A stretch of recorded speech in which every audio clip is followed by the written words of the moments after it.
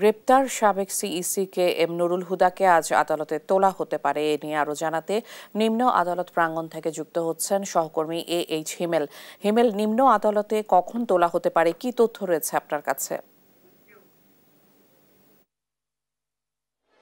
ইশিকা, আমরা সকাল থেকে নিম্ন আদালতে পর্যবেক্ষণ করছিলাম। এখন আজকে কিন্তু যে প্রধান নির্বাচন কমিশনার আছে ওনাকে কিন্তু তোলার কথা, অর্থাৎ যে নুরুল হুদা আছেন ওনাকে কিন্তু গতকালকে গ্রেপ্তার করা হয়েছে এবং সেটি কিন্তু আজকে আদালতে তোলার কথা রয়েছে। কিন্তু আমরা এখানে এসে যেটি জানতে পারলাম, তাদেরকে কিন্তু সাবেক প্রধান নির্বাচন কমিশনার নুরুল হুদাকে কিন্তু দুপুরের পর কিন্তু আদালতে তোলা হবে, তেমনটা কিন্তু আমরা জানতে পেরেছি।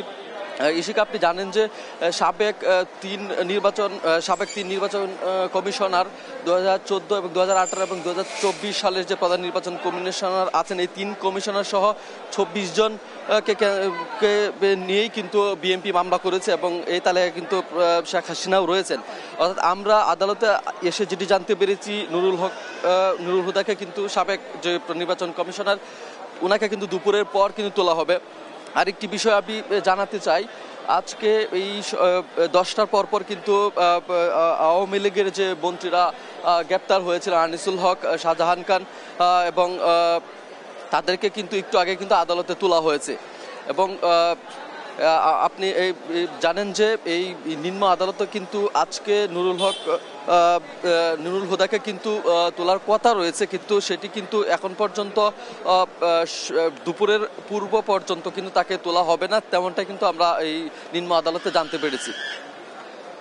আওয়ামী লীগের যাদের যে নেতারা ছিলেন, অর্থাৎ যে মন্ত্রীরা ছিলেন, তাদেরকে কিন্তু একটু আগেই তোলা হয়েছে এবং এই বিষয়টি ছিল এখানকার সর্বশেষ। অর্থাৎ নুরুল হুদা, অর্থাৎ সাবেক যে নির্বাচন কমিশনার নুরুল হুদাকে আজকে তোলার কথা, উনি কিন্তু দুপুরের পর কিন্তু আদালতে তোলা হবে, এমনটাই কিন্তু এখানকার আদালত থেকে আমরা সর্বশেষ পরিস্থিতি জানতে পেরেছি।